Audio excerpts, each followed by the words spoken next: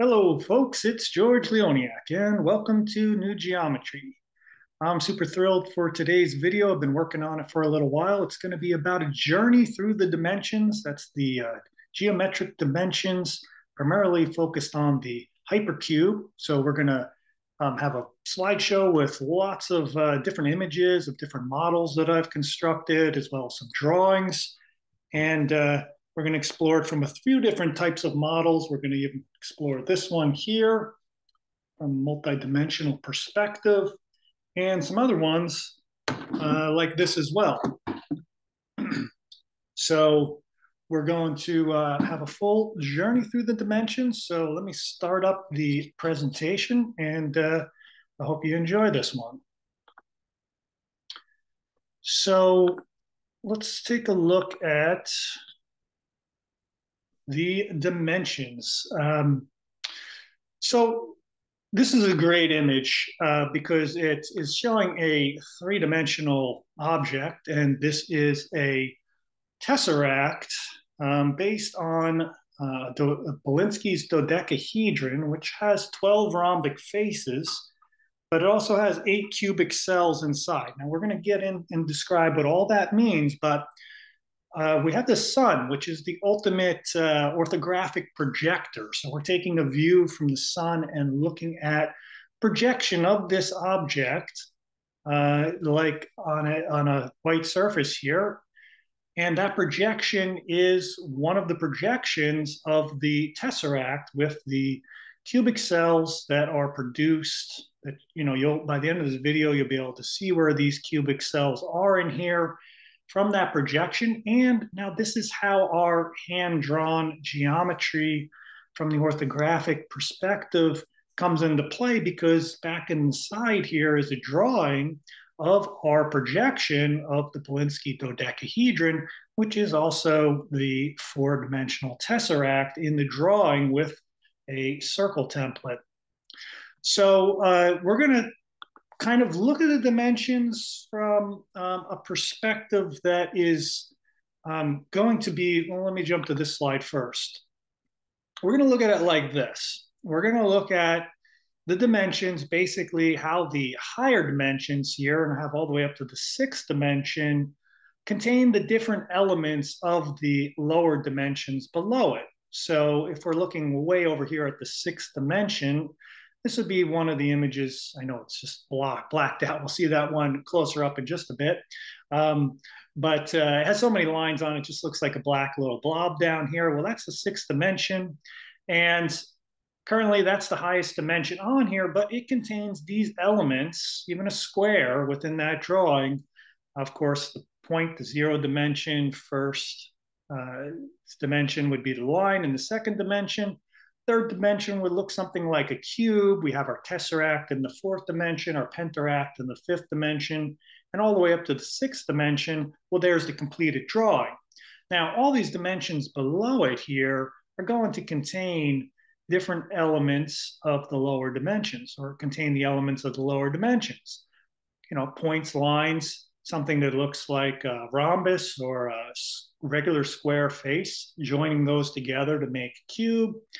And you could see all the way at the third dimension, well, there's no fourth dimension there, but we're going to show how the fourth dimension can look like the third dimension in just a little bit. So let me just take a look at this one here one more time. So this is the one going up to the sixth dimension, which is going to describe what I just showed, but just really focus on the 0D, zero dimension point here, to the first dimension line. So what happens there is you take 2 points and they'd be on the end of this line, and that will give us our line. We take 2 lines, that will give us the ability to make this square. In a third dimension, we're going to take 2 of those rhombus squares, and that will create the third. Then we have the so there's another view of the square, I guess I'm showing here. So another view of the 3D here that is going to combine together into the fourth dimensional object, which would be the tesseract, which is going to have 8 of these types of cells, 4 of each of these. And then this one is going to combine to make the 5D version. And then the fifth dimension, we'll take 2 of those, and that will create the 60. So at every stage, there's pretty much going to be 2 squares are going to make the 2 cube. The 2 cubes are going to make the tesseract. The 2 tesseracts will make the 5D, and the 2 pentaracts will make the 60, and so on and so forth. So in this video, we're not going to go all the way up to the highest dimensions because there's an infinite amount of geometric dimensions. Because as you look at these polygons, as I began to work with the dimensions, the polygons here are just going to increase by 2, basically. So when we're at the second dimension, to go to the third, we're just going to have 4 edges. We're going to go to 2 more edges. We'll have 6.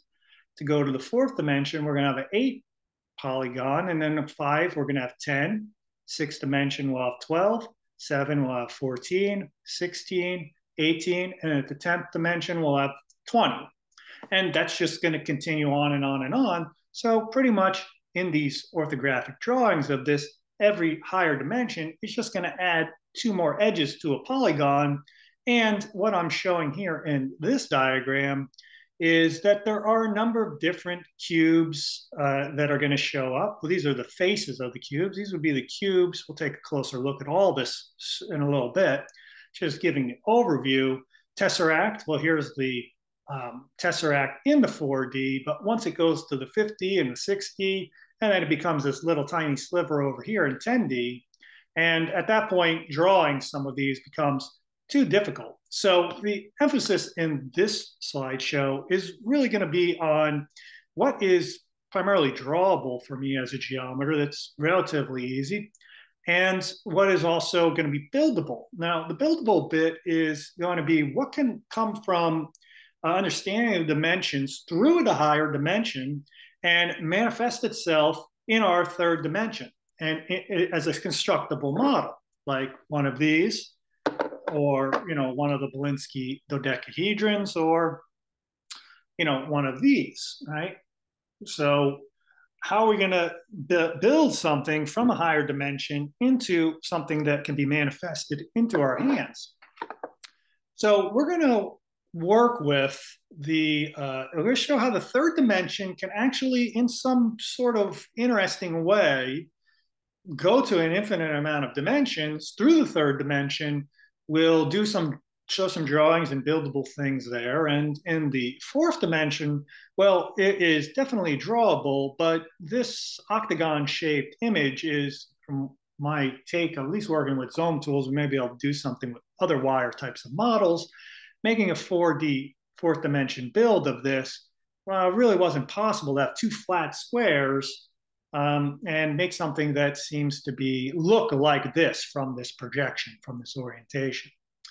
Now, when we get to the 5th dimension, which is going to include the golden ratio, this is a decagon here, we'll have the golden rhombus show up, and this will create the Belinsky dodecahedron, as well as the cubes that can be created from that, the rhombuses, the obtuse and acute rhombuses in the Belinsky dodecahedron. So at the 5th dimension, we're going to have a drawable and buildable form. When we get to the 6th dimension, we will have something that really works out nicely drawable to show how these dimensions of the higher and lower work. And it's really about the last easy drawable one, because at the 6th dimension, we're going to be dealing with something that has 12 points, and that's an easily constructible and to draw that. But I'll show you some images of some attempts to do some building from that dimension, but it doesn't work out as nicely as the 5th and 6th. The 3rd and 5th dimension, which has drawable and buildable parts. Now, the 10th dimension is this red dotted series of vertices down here, and that is probably drawable, but not that's something that I really wanted to take on. There is a gazillion, well, there's certainly a number of edge of lines, but there seemed to me just a gazillion of lots of little lines down in here on a 20-sided polygon. And it just didn't lend itself too easy to draw. So I don't really consider it too drawable, but it has been drawn. But it can all be drawn computer. I'm talking hand-drawn compass and straight edge. That's not one that's going to come out too often, but I'm sure some of you may out there attempt it. And it's not really too buildable either, although I'll show later on that I am able to make the tesseract and the cubes of this tesseract of the 10th dimension, but then going on to construct them into larger models at that point just really didn't make sense. So primarily we're going to work in the 3rd, 5th, and 6th dimension. So we talked about that a little bit here already. So let's go into the 3rd dimension. And I want to discuss how 3rd dimension can appear to expand into higher dimensions by doubling the shape in the prior dimension. So I'll explain what that all means in a second and how this kind of appears to take on a growing process based on the rules of taking two lower dimensional objects and putting them together and joining new edges between them, which will produce the next item or object here. So one thing that I want to illustrate here is that I have 2 rows of this basically because I have a top starting from the 0 dimension here, and I have a bunch of images across the top and then one below it. What I want to basically say here is that a higher dimension object can always look like the lower dimension object when we just rotate it to an angle that is going to make it appear to look like the lower dimensional object. So this is probably easy to illustrate if you had a line like this one with Zoom tool with 2 balls on the end of it, and you spun it so you're just facing looking at one of those nodes, the ball at the end. The other ball will be directly behind it, so you won't see it, but you're holding a 2-dimensional object, which is appearing like a 1-dimensional object. And when you look at all these images orthographically, where there is no distortion from our 3D perception, they'll just line up. So this cube, or this square here, if we just tilt that back, the square, right? Just picture it being just a flat object that would just look like a line, right? Similarly, I think you can all envision this. Here's my little cube here. If I hold it like this, we have it looking more or less like the hexagon version up above. So that's the 3rd dimension, higher dimension. But if I hold it like this, and remember, if it wasn't distorted through our optical perception, which kind of is a distortion, get a picture from the sun's perspective, this would look like a regular square. So the higher dimension going back and looking like the lower dimension. So that's basically what these 2 things are illustrating above. And I went through a dimensional sequence basically of building, square, cube. You'll see this is a tesseract, which is essentially just 2 hexagons, and we'll take a look at that in more detail. This would be a pentaract. This would be the hexaract, the 6-dimensional hypercube, and this would be the 7th. Well, that's kind of interesting because all of these just look like hexagons, flower of life, seed of life, build out. So we're taking the 3rd dimension and I'm using what I call these dimensional rules to combine the 2 prior forms by sending edges out to the next one. Now, the values for the nodes and the edges, there's going to be more overlap in this type of method. So I can understand why that's probably not the best way to show as an example, but it is using a kind of growing, expanding process like that. And from one visual perspective, it will always end up looking like a never-ending expanding pattern of hexagons.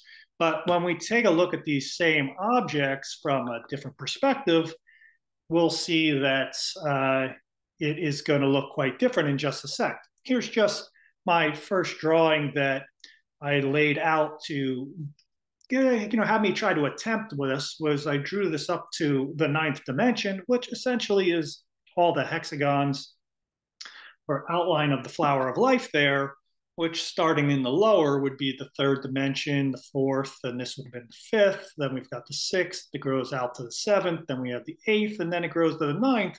And as I did this, I'm building this model. So when I take a photograph, remember, from a perspective that is looking at it at a certain angle, it will look just like our image over here. But when we turn that same actual 3D model to the side, now this has just got to expand it out to 11 because I wanted to complete the backside. So this got two more layers engaged, or actually one more layer engaged.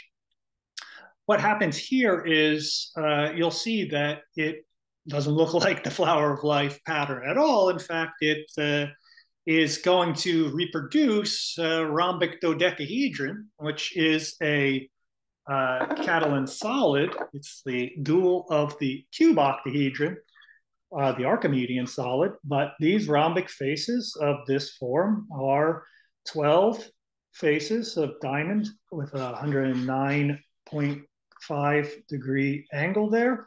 This is the rhombic dodecahedron, and this is what this whole form is constructed out of: many little diamond faces. Every single one of them is a smaller rhombic dodecahedron, just creating larger rhombic dodecahedron, which is then telling me that when I'm actually looking at what I'm about to construct here in the flower of life is that it's not the cubes that I think it's going to be. It's actually all rhombic dodecahedron.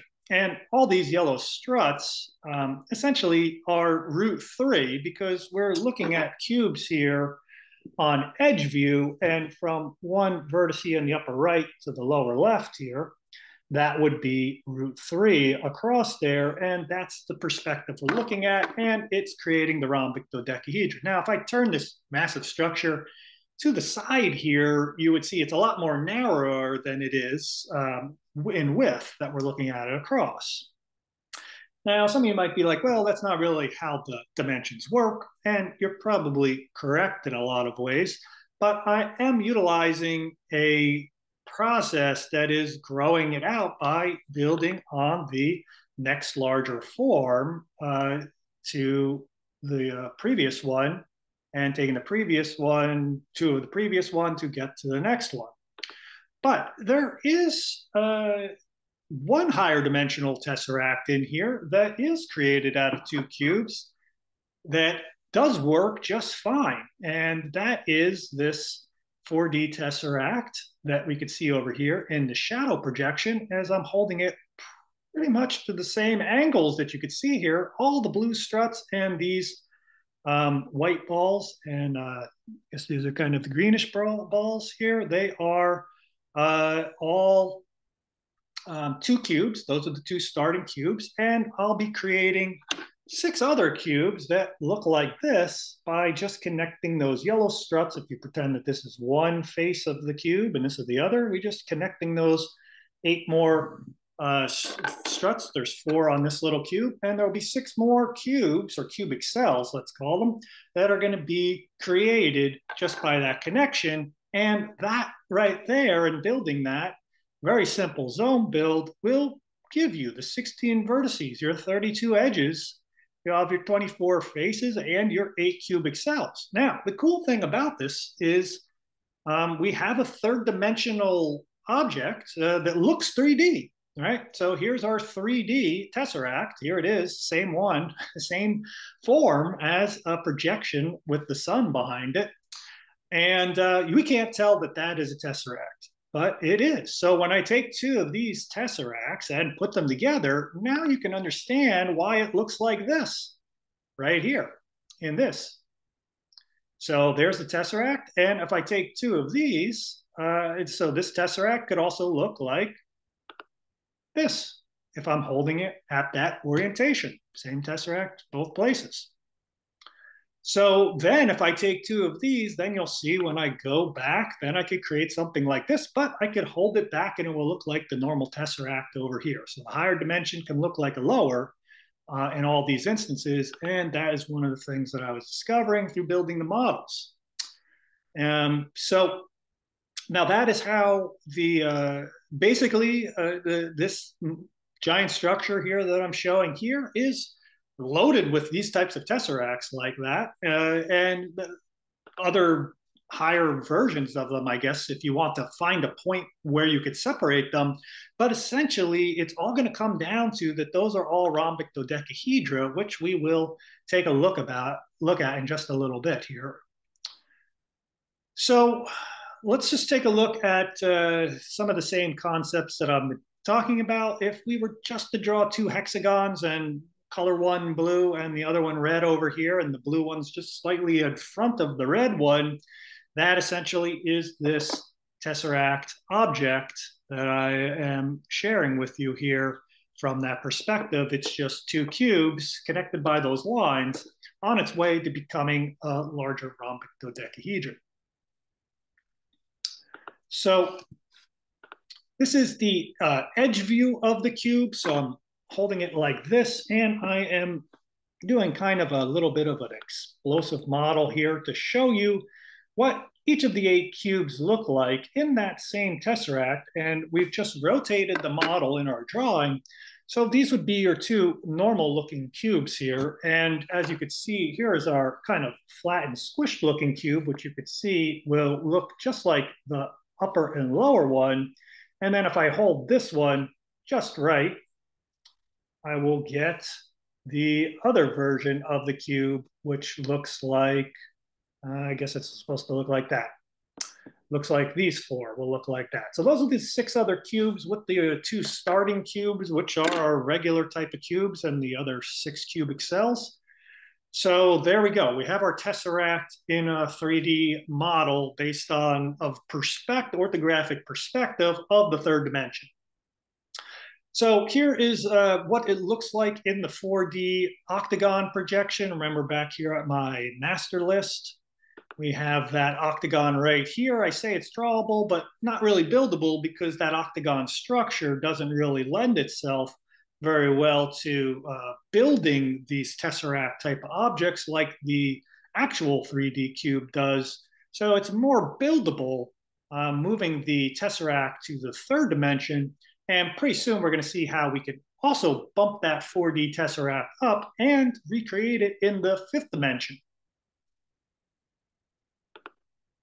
But let's finish out our 3rd dimension expansion here, and we'll go from the 5th dimension from our 4th dimension. So we're going to take those 2 tesseracts that I just showed you here previously. We're going to take 2 of these, and we're going to join those together, which are going to create the 1, 2, 3, 4. There's our little honeycomb structure. We have a portion of the flower of life. Here is a kind of more completed version. So we'll have the 19 nodes here, and we've got just a portion of it over here.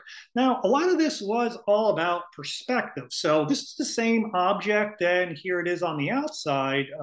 Both of these are actually going to show 10 edges. So that's following a rule that at the 5th dimension, we know we should have 10 outer edges. Well, if I count them, 1, 2, 3, 4, 5, 6, 7, 8, 9, 10, well, we have 10 outer edges. And if I go around this, and I'm holding this as if it's more like a squished 5th dimensional object, because when you jump dimensions, either up or higher or lower, you'll get these squished types of forms. And here we go. We'll go 1, 2, 3, 4, 5, 6, 7, 8, 9, 10.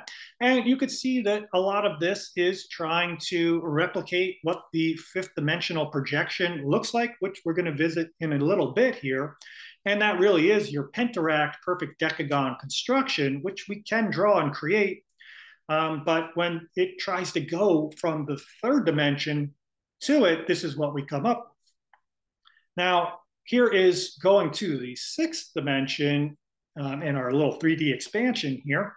We are going to take 2 of these models now, and we're going to join those together, and that will create a 6-dimensional construction, I'm calling it, because we have our 12 outer edges, 1, 2, 3, 4, 5, 6, 7, 8, 9, 10, 11, 12, and that would be the outline of your hexagon grid of the flower of life, or we could do that all in seed of life too. And then if I do rotate that object to look at it more from the side, you'll see that it is not a complete sphere. It's more of a, it's got some rhombus square faces and some octagon faces on it from that side. Now, all I did was take two of these, this form up above it, just connect them together following the dimension rules of connecting two of the lower to get the next higher while they interface in between a little bit. And that's what I come up with. Now, one of the things about this, when we do it with the 3D expansion, the central node at the center of each square is sharing a lot of the edges. So that's why we're losing some vertices and edges as we do this in this construction. Now, I went to the seventh dimension in a different way than I showed before, and I'm calling that the seventh dimension because this form, I'm going to take two of the sixth dimension objects, which are these, and I'm going to tack one on right behind it there. It's going to interpenetrate into the one up here, and it's going to add a little bit more. You can see there's a few more struts showing up down that little hexagon cell tunnel there. And when we do that, well, that's when the rhombic dodecahedra shows up at the center of the form. And we also have our different orthographic perspectives, square view, the kind of seed of life, hexagon view, flower of life view, all the same thing. And these images really reminded me a lot of the work that I did on the Cathar grid, some of my earlier videos, which I'm going to be revisiting the crystal spiral and all those because a lot of this work has informed some deeper insights to that. But essentially, these two models here, this would be like a Cathar grid unit at the middle. You could see that would be on inside. And if we rotate this, we'll see it's the same structure as the flower of life, just using the shadow. But how does it turn into a seventh dimension object? And I'll count out these edges in the next slide, but this is what the shadow of that would look like. And that would be related to this image over here. Now, once again, I just illustrate that as I'm working with this, or if you decide to build some of these fun models, it is a lot of matter of perspective. So you'll build this form and then you have to hold it in certain orientations to see the silhouette outline because it will not look like your seventh dimension object at all in that drawing because it will be a more squished or elongated. But we can go ahead and count out the number of edges, which would be 14 if it's going to follow the dimension rule of the seventh dimension there. And we'll have 1, 2, 3, 4, 5, 6, 7, 8, 9, 10, 11, 12, 13, 14. So I'm showing you in a view right now of the kind of seventh dimension outline of the third dimension object, following these sets of rules. And these two images here, all these images here on the left, they all look like hexagons or cubes to a certain degree. This one's a little stretched here. But if you're all looking at them straight down, for the most part, there's your tesseract again, and there's your tesseract there. So these are the same components that are all found in this, different types of shapes of different cubes found in here. Two different types of tesseracts are found in this.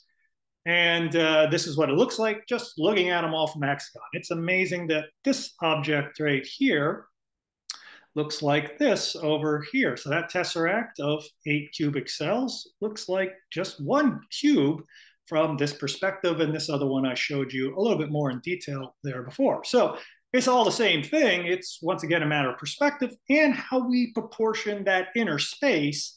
And this structure is a lot more than just a bunch of cubes nested up to one another, face to face.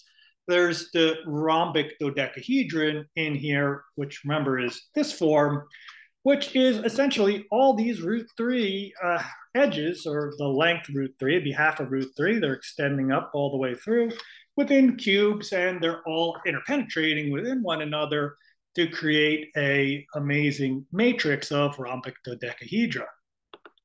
Here it is from the square view with some of those cubes and tesseracts showing up over here. Let's just take a quick look at the rhombic dodecahedra. And here it is actually found in nature and a lot of other crystal formations. Garnet will make rhombic dodecahedra on the outside, but actually that's like lots of little cubes stacked together to make that. But in gold nanocrystals, we do have the stacking of the rhombic dodecahedra all fitting together in these face-to-face configurations here, just like we were building with rhombic dodecahedra together face-to-face. Now, here is a kind of rhombic dodecahedra being constructed from two, let's call them cubic cells, because they're not going to be our perfect cubes that are all square faces. But if we put two of them together and they're going to be sharing the central vertice, this will connect together. And by extending those lines between them, we will come up with the outer hull of the rhombic dodecahedron, and at the same time, we'll have produced those 8 other cubic cells around it that are going to look similar to these in all these other orientations. But at the same time, we will also create a central cube, which will look just like this. So in fact, this would have actually 9 cubes within it rather than just 8. But if we want to look at it as a traditional tesseract with 8 cubic cells, rather than including the central one of the rhombic dodecahedron, then we'll take that one out. But that is one way to construct it. And remember, this whole megaform that I created up here of all of these is constructed out of many, many rhombic dodecahedron. Small ones, large ones, and creating the largest one here. But all these faces, any rhombic face that you see on here has the potential to be part of a rhombic dodecahedron, and at larger and larger scales. In fact, this whole thing is a fragment of it that would probably be almost 12 feet tall if I completed the full rhombic dodecahedron that eventually wants to become. But I don't have the funds for the Zoom tools to do that. And since they don't make the long struts anymore, I don't even know if I'd be able to find enough of them out there that are in circulation at this point. Okay, so now we've done up to the 3rd dimension. We're working through what's possible through my new discoveries here, K and EW discoveries of drawings and building forms to see what's possible building these forms. But let's go to the 5th dimension, which is going to have a different build out sequence. And let's just go back to our flow chart here. 4th dimension, remember, we're not going to do anything buildable there. I've shown the drawing of it. So it's kind of informing us that there is a tesseract out there to build, and I've showed you how to build it in 3D and how 3D drawings of it can look like it, the 3D shadow projections, that is. Because our drawings are the 3D shadow projections. That is the key to the orthographic perspective, is that it is the perspective of the sun's perspective, creating that shadow. Now, we are going to go from the 4th, we're going to go over to the 5th dimension, and we're going to take a look at this whole sequence here and how that's going to take us to the 6th dimension. So let's go ahead and go up to this slide. So now enters the Belinsky's rhombic dodecahedron. And Belinsky was a researcher who came up with this version of the dodecahedron, which also has 12 faces, rhombuses, and we're already looking at it as if it is a projection of the 4th dimensional tesseract. But first, let's just take a look at some beautiful art that you can create with some of these cool designs. And, you know, the simple drawing like this can be done, and you could color it in with some lovely colors and make some new geometry art. And I might as well put in a plug for a calendar that Nancy Benneroff and I have just done. I'll put a link in the description. Go check out the calendar. That's been some great new geometry art that we produced over the last year. This one won't be in it, but some of the other amazing drawings that we've done shall be in that calendar for 2024. So check that one out. And we'll be having some drawing lessons over this next coming year that are going to be walk along the seasons with us, journey through the seasons, producing new geometry art based on many of these drawing techniques and new geometry. All right, so let's go ahead and continue on with Belinsky's dodecahedron and how we're going to get to the fifth dimension through that. So here's the 3D model, the same drawing, right, that we were looking at. And in fact, this is right in our beginning here. So here's Belinsky's dodecahedron. This is a good image to look at because there's the central golden rhombus, which if it's a golden rhombus, that means that the edges, the white to white vertices lengthwise here, if that is 1, then this will be 0.618 across the rhombus this way. Now the sun's shining through there, and there's our projection. So there is not just an external hull of this form, which just has rhombic faces. There's some internal geometry here that is related to those other cubic cells that is being projected onto our whiteboard and into our drawing, which is essentially the same drawing I just showed you. And that is the drawing that I actually colored in. And that's Nancy's hand holding up the object. So let's go back to what this form is made of. We have the obtuse rhombohedra, golden rhombohedra. So this essentially looks like a 3D projection of a cube if I held it straight up. And this is the acute version of that. So it's like a stretched out one and a flattened one. And this whole form is made of these two types of rhombuses, 4 of each here. And it's going to have the same number of vertices, the same number of edges and faces and cubic cells as the one that I showed you that was built on the 3-dimensional square, which is this one here, the 3-dimensional cube there, the perfect 2D square in that one. So this is, if I, doing a little explosion diagram here of Belinsky's dodecahedron, this is showing the different rhombic faces and how they are fitting into the form with the dotted lines in the back. So these are, you can picture all the solid lines are facing us and the back of the forms there. So all these little wider ones, these are the obtuse ones, 4 of them, and here are the cute ones. And now if you pause the video and check this out a little bit more, you can have a lot of fun looking to see where those different cubes are within the drawing. Here's a slightly different drawing technique to produce the same thing.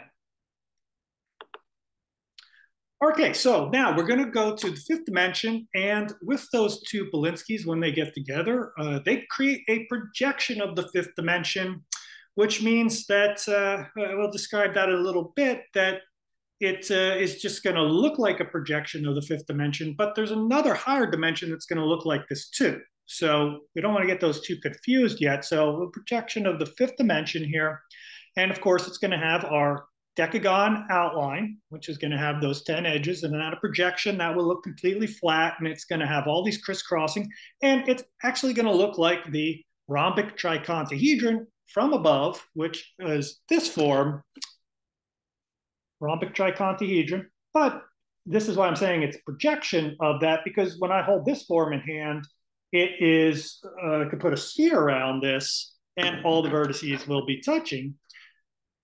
Not all of them. Some of them will. Some will not be touching in this, I think. Yes, the shorter ones won't be. But we could put a sphere around it. But it's kind of spherical in its appearance, right? But what happens here at this is called the rhombic icosahedron. So the two Belinskys join together. And here I have the blue Belinsky dodecahedron joining with the white vertice dodecahedron here. And that's going to maintain in all these pictures. All the black nodes are where the two edges cross, and those are golden proportion sections where they're going to crisscross, and the black nodes are kind of like negative space, but those intersection nodes actually create other dodecahedron and other Belinsky dodecahedron, other forms, The icosidodeca, like those little nodes are not just nothing, they are actually the invisible places where other forms have new node crossing sections to create different types of three-dimensional forms. But so basically what happens here at the fifth dimension is that the rhombic icosahedron is created because this is still just two Belinsky dodecahedron, the white and the blue. So it is two of these four. Okay, the first one, the projection in the beginning. They're a little flatter like this. Okay. And we'll join them together and create the rhombic icosahedron. Now, this slide is showing that a rhombic icosahedron on the left here,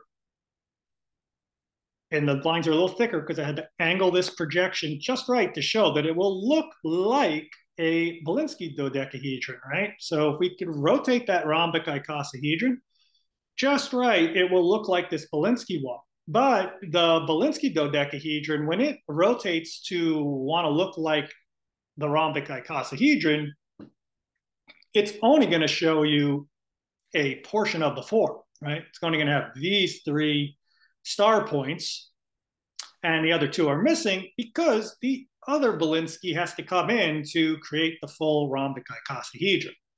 So that is, once again, illustrating that a higher dimensional object can look like a lower dimensional object, but the lower dimensional object cannot rotate into any perspective that will look at all like a higher dimensional object because it always needs another paired dimensional object of its pairing, the same dimensional object to pair with to look like the higher dimensional object. So this, I got into some detail of how two Belinskys hook up and go to the fifth dimension. And you'll see that the red Belinsky here is projecting out these gold lines. Some of them are dotted because they're going to be in the form. And the dot length here really, or the dot segment width really matters here. The smallest dots are the furthest back, and the thicker ones are the closest, and there's an in-between medium one because they're all crisscrossing in a way that some are higher than lower. And I tried to do my best to replicate how those will all interlace as the two forms fuse together in this way. And we'll see that there's a portion of the blue form, and these are actually connecting lines. This is the only portion of the Belinsky that's behind it. Here are the dotted lines of that one, joined together to create two. And when they do create, they basically, some of the numbers double from the previous forms, but some of the edge lengths, new edges are added and things like that. But the main thing that's going to go, if you had 16 vertices in the tesseract, then we'll double those amount of vertices because those vertices are just extending out to the next form you want to connect to, which means you'll have 16 and 16, just like you had 8 and 8 before, right? The two cubes that gave you 16. Now we'll have two 16 and 16 dodecahedra reaching out that will give us the 32 vertices in this form. And it will have 10 tesseract that will be around it. And I'm going to show this is what happens when the two Belinskys hook up. It only takes 2 to create 10, and they do it without even trying. As they link in together, there are 10 more tesseracts that automatically are created from this line. Now, whether these are the tesseracts, there may be some different versions of other tesseracts that are in here, or whether the ones these are the researchers say are the tesseracts. It does provide those outlines, and some tesseracts will be shared in their perspective. And I do know that there is a different tesseract, I believe, in the 10th dimension, in the fifth dimension. Let me check that out back here. Let's see. No, I only found one outline of the 5D tesseract with the 2 cube like. So maybe that is all 10 of the tesseracts right there as they link together. Okay, now when you have these two 5D rhombic icosahedra, because remember, this still looks very much like the trichontahedra, but there's a lot more going on inside of it, of course, than a hollow shell of the form. We're going to have, we're going to go to the sixth dimension. And this now, as you could see, what I'm showing you here is this is the photograph of just the two Polinsky dodecahedron, the blue and white nodes, which we've all been talking about so far. And this form is now going to become a projection of the sixth dimension. And we're going to talk about how this relates to quasicrystals in a little bit.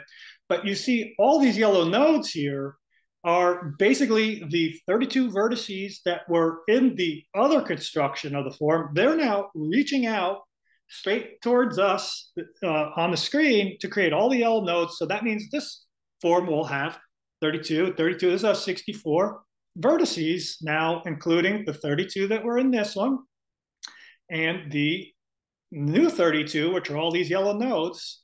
And now we have created the outline of the rhombic trichontahedron, which is the outline of this form, which is a dodecahedron compound. And we have now created the sixth dimension, which I have this little Zoom tool thing that they gave me one of these way back in the day, how to build a 4D cube. And they showed this little picture of the 6D here, and they just don't show all the nodes on the inside, which are all those crisscrossing black nodes in there of how to create it. It's the same images. They're 6D form, and except you have to do a lot more. So that's computer generated, that drawing on there. You have to do a lot more crisscrossing of the black nodes, but it's very cool because, like I said, all those little black shadow nodes are going to create other three-dimensional forms that we're familiar with, like the icosahedron, dodecahedron. The icosahedron will be created in there as well. A lot of other forms that will all be nested within this. So it's almost like cubes are in there. Everything's in there. Because remember, the trichontahedra has always been, for me, the culminating form of holding all the other platonic solids and everything else in there. So this is really, all those other forms are kind of like a six-dimensional projection. And this is what it looks like from the different perspectives. So this is what I call square view, the twofold. Here's our threefold, the hexagon view, and our fivefold. And these are the shadows of it, which are showing all the nodes and intersections on the form as if it were our drawings. These are essentially our drawings that we can draw, and I will show you how I drew those shadows and how they are going to relate to quasicrystal lattices, which are thought to be a six-dimensional projection.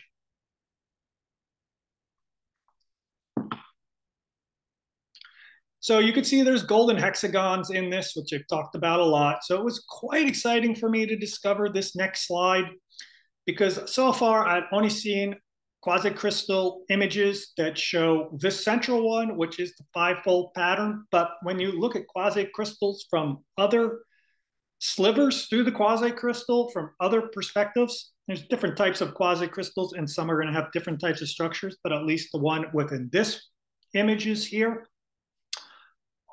They are showing what I could see right away as golden rhombuses, a large golden rhombus, which is this one right here. And here is the hexagon version of that, which is the golden seed of life that is a big portion of this channel that is introducing into sacred geometry is the golden seed of life, which is very nice to call the golden seed of light in this one, because it's very lit up with all the electron diffraction pattern that's been created here. And that essentially is what I did, was went around and drew the image here using the new geometry circle templates that I've shown over and over again in my videos, the square view, pentagon view, and hexagon view, all those great circle templates.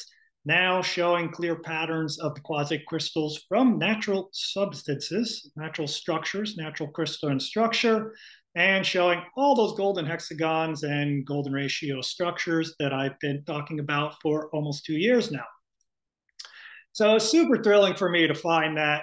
And I've drawn in the outline of the rhombic tricontahedron within here, which of course is the six-dimensional structure version of the rhombic tricontahedron. This one here with the yellow, blue, and white and the black nodes on the middle. So I basically, before I overlaid it on their images, what I did was I drew everything up and then I wanted to test it out and see if they were a natural fit. And boy, were they ever a natural fit. And of course, I could pick up some of these other nodes if I just add in other golden circles, just like the golden circles work.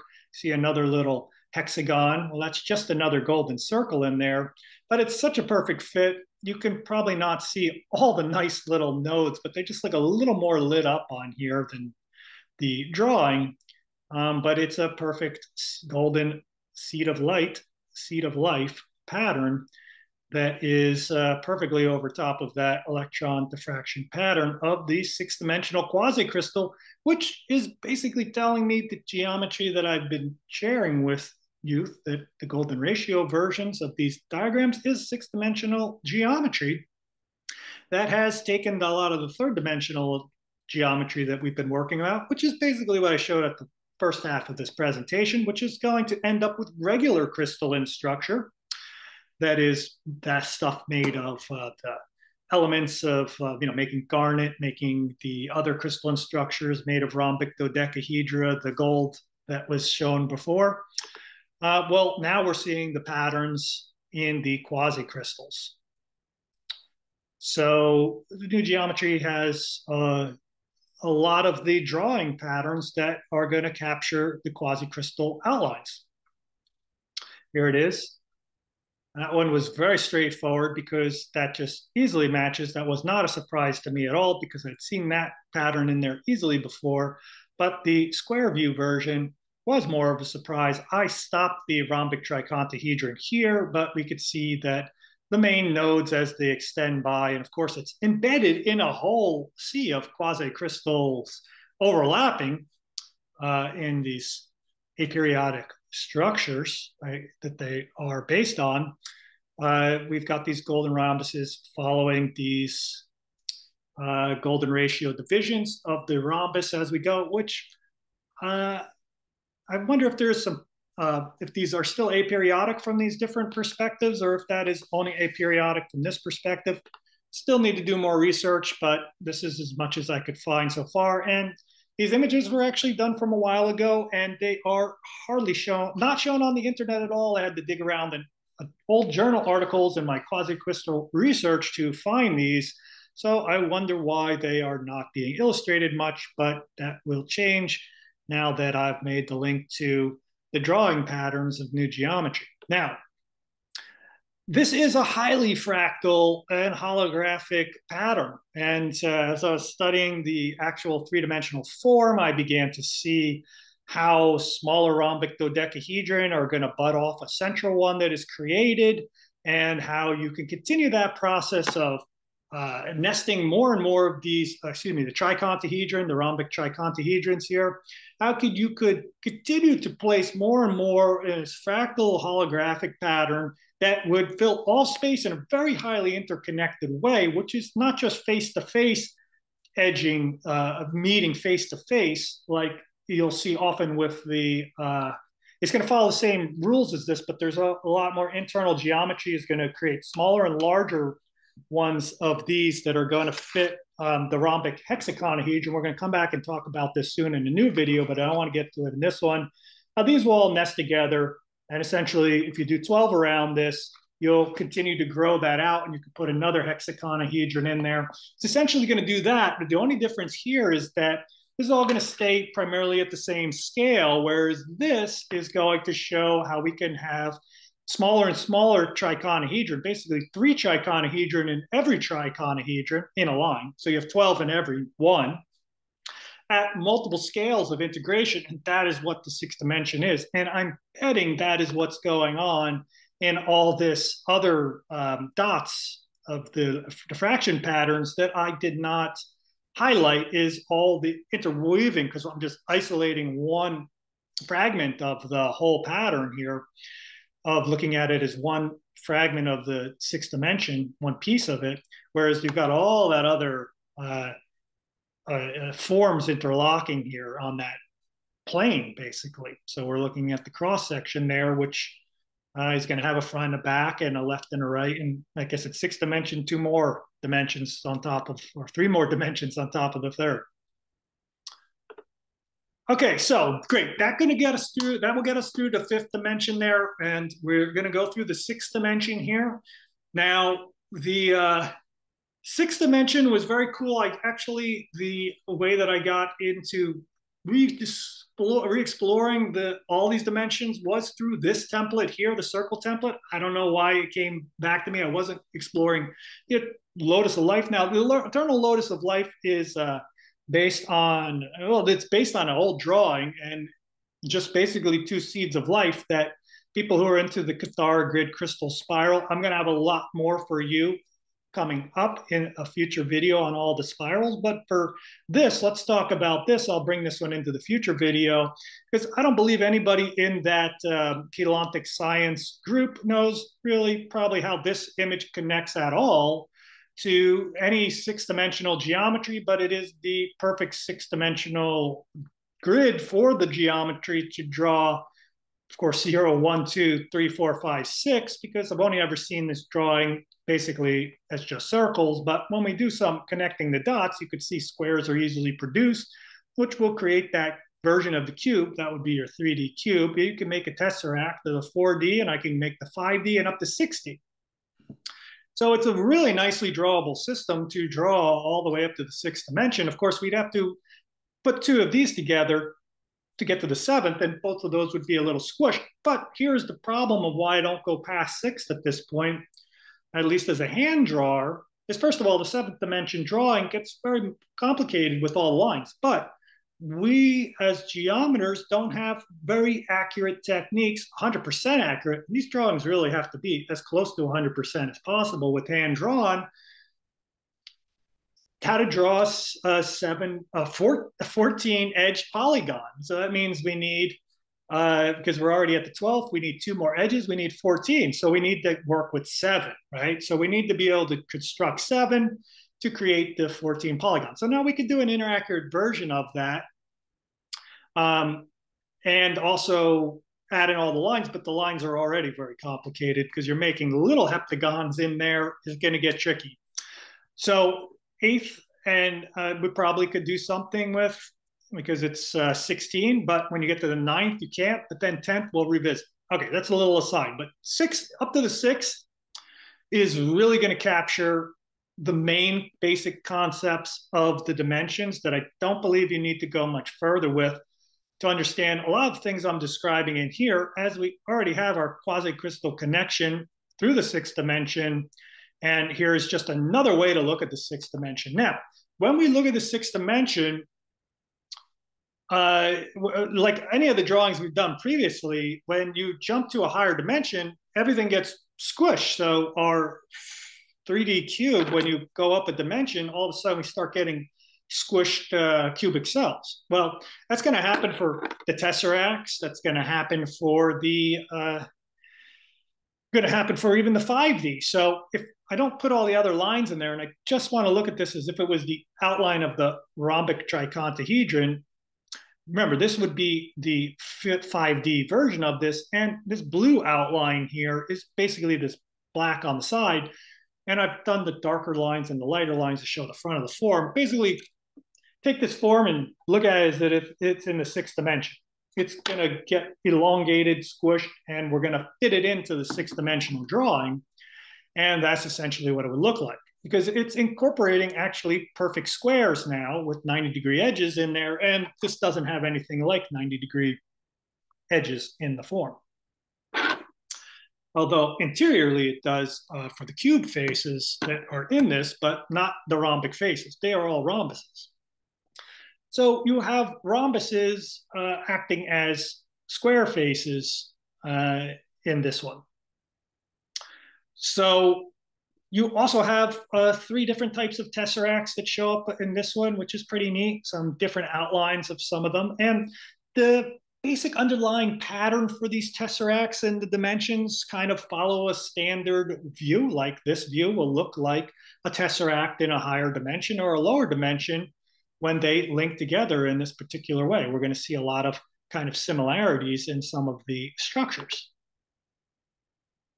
So here's the 5D pentaract at the middle. And of course, I've taken this from this six-dimensional drawing. So I'm just taking the 5D oval-shaped one now. Out of the outline, you can see in the background. Whoops, I'm on the wrong slide. So we're taking that. So there's the 5D. And here are the 10 tesseracts that are going to join together to make up the outline here. In the previous version in 5D, we only had really one type of tesseract that made up the whole thing, at least in the drawing that I could tell. And here we have three different varieties made up of these two different types of cube faces. Now, still very neat to draw all that and see all the connections because the circle template is very simple to draw and it gives you a nice way to look at all the dimensions. Here's even like a Belinsky's dodecahedron. There's your cube. There's your 5D pentaract. Oh, everything's like still squished, but that's what happens with these dimensional drawings, especially as you go further and further. The lower stuff gets more and more squished until you go out to the nice polygon at the end, which in this case would be the 6th-dimension drawing here. But that itself does not have a buildable construction that we could say, oh, here's the 6th dimension with the outside polygon like the 5th did, right? The 3rd and the 5th, if we go way back into the beginning, my flow chart, if we take a look at this, the 3rd and the 5th have nice buildable constructions. Here we're going to do the decagon. That is what I showed you in 5D. This is what I showed you in 3D with the regular hexagon cubic cells like that, right? When we get to the 6, we don't have a outline of a form that is going to be outlined other than holding one of these lower dimension ones at an angle that's going to look like that. But that in of itself is not what we get. So let me go back to my construction of the pentaract here. And you could see that this is going to match up nicely, although it's squished in the wrong way. You could picture these blue struts running here. You can see there's a nice long double blue strut there. Well, that's right there. You could see that there's a blue strut. Well, not blue here, but the black one right there, just inside the double one. Well, that's blue there. Get a nice long line straight through the middle. And we get the two on the outside and there, so on and so forth. And here's one of the cubes, right? This is a cube right there. Well, there's one of the cubes that we could see outlined there on the outside of the form. There's the other one on that side. So essentially, this is trying to build a 6th-dimensional pentaract, right? So it's a 5D pentaract of the 6th dimension from this view, let's just, in 3D. And that was new and cool to try and do. But when I went on to build the attached two of those together and tried to come up with something to look like the 6th dimension there, it just didn't look circular at all like this. And it was just going to build out like a kind of flat pattern because now it's following 5th dimension rules. Just like I did with the 3rd dimension. I was following 3rd dimension rules with those tesseracts to build out those rhombic dodecas. It will build something of cool. It will wind up building a bunch of Belinsky dodecahedrons that get larger and larger because that's what the rhombic dodecahedrons did. Okay, I know I just said a bunch of things that cross-referenced a lot of different dimensions and forms, but hopefully if you really like this video, want to learn more about it, I would say get some Zoom tools, have to build these forms, take some drawing classes or draw some of this stuff, check out the new geometry courses. My next major class that is going to be probably that I'll teach on this will be around this material in conjunction with the Metatron's cube material. Okay, so let's take a look at this. This was really nice find here because once again, we know that the 6th dimension is a connection to quasicrystals altogether, and the 12-fold symmetry, in addition to the 5-fold symmetry, is also a forbidden symmetry in crystallography. And it is cool to see that in quasicrystals in the research realm of studying the atomic structure of these. This pattern is created. I forgot to put the three little lines in the three lines in the central central hexagon, but there's the squares, triangles, triangles, squares, squares, triangles. I drew this circle pattern and it started to blossom out. And I was like, oh, that's really cool how it does that. And then I came across this image here on the left and I was like, holy smokes, that I bet will fit right over. So I just basically drew this outline of this quasicrystal pattern here at 50 nanometers right on top of the circle template that I already previously done. And that blew me away because this is now the six-dimensional template drawing the six-dimensional quasicrystal in a more expanded fashion of the circle template, which was really, really cool. Okay, we're on to the last slide because I said we would get into the 10th dimension a little bit, but there's no way that I am interested probably in wanting to draw this because all you're going to do is just draw more and more squish things, and there's so many lines going on down here.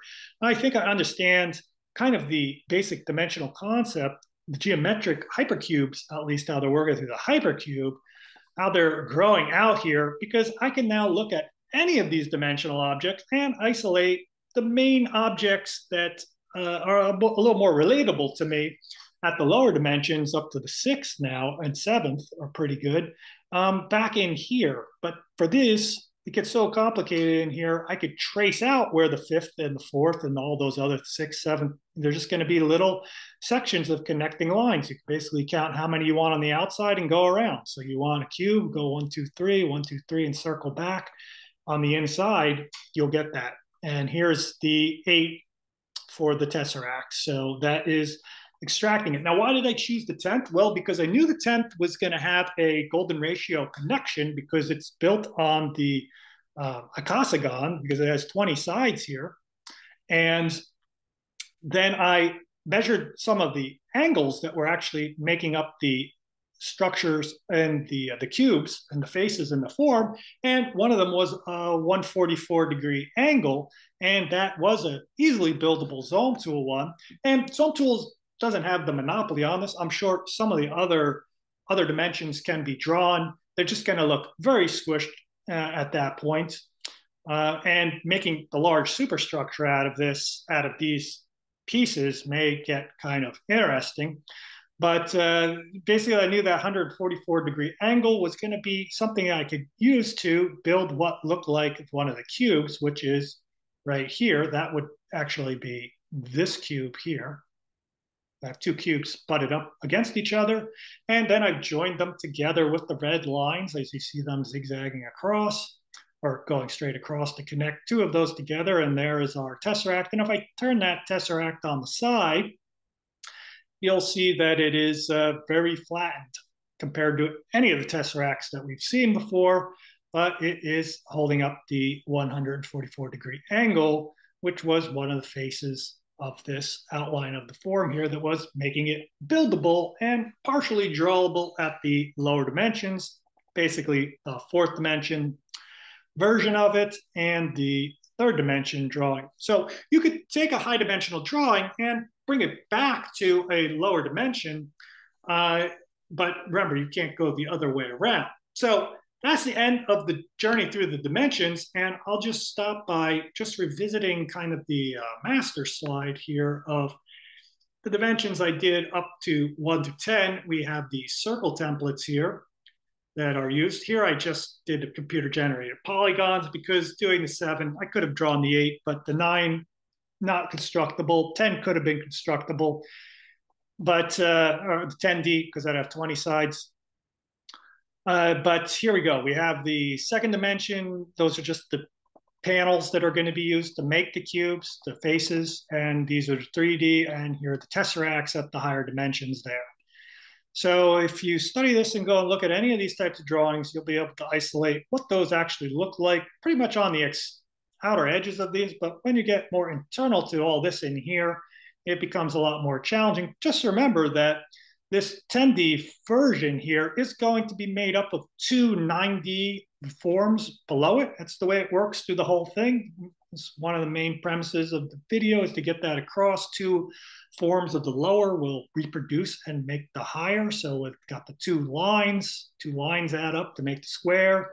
Two squares will add up, connect the lines, you make the cube. Two cubes add up, connect the lines, go ahead, you got the tesseract, and so on and so forth. Always two to lower to make the higher, and that the higher dimensional object could always look like the lower dimensional object, but the lower dimensional object cannot look like the higher dimensional object.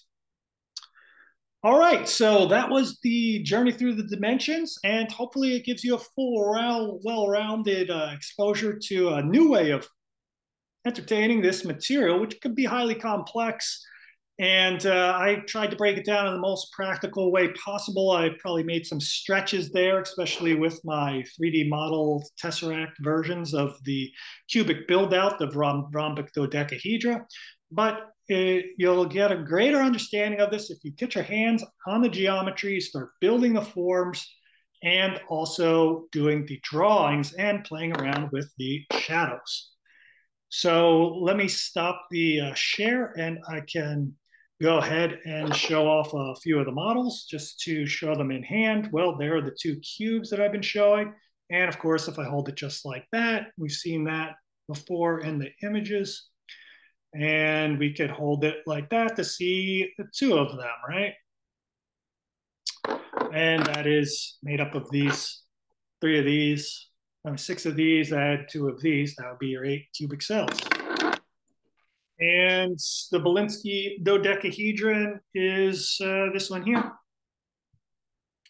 The rhombic faces, it's already getting squished, right? And we could hold it in various different ways to make it look like just one cube by itself. Of course, our visual perception is always going to kind of see the back edge there. Remember, you have to pretend you're seeing through the eyes of the sun when you look at these forms. And that's why drawing it makes it so much easier to, from the orthographic perspective, rather than the our perspective in drawings, makes it easier to comprehend. And then we have these two models, which are the constructions of out to what I consider to be like the 7th dimension, which probably is very stretched for many scientific, mathematical oriented people because it is just cubes with root 3 linked together this way. But you have a little rhombic dodecahedron in the middle. But remember, this is loaded of all those little tesseracts that I've done in here of 4D. It's just that the inner portion there is always going to connect the center. So you'll have basically thirds along the inside there. And our last big one, which was a real joy to make, because I built it starting with one little cube.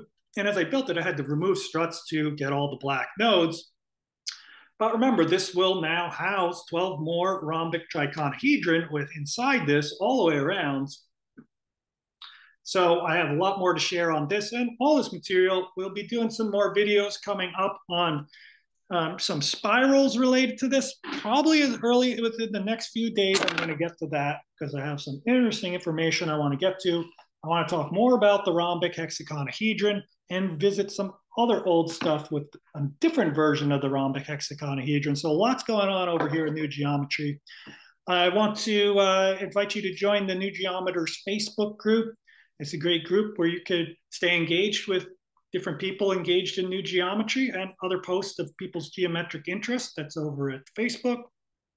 Check out the New Geometry Courses site. I'll be hosting my next masterclass on the Core 4 forms.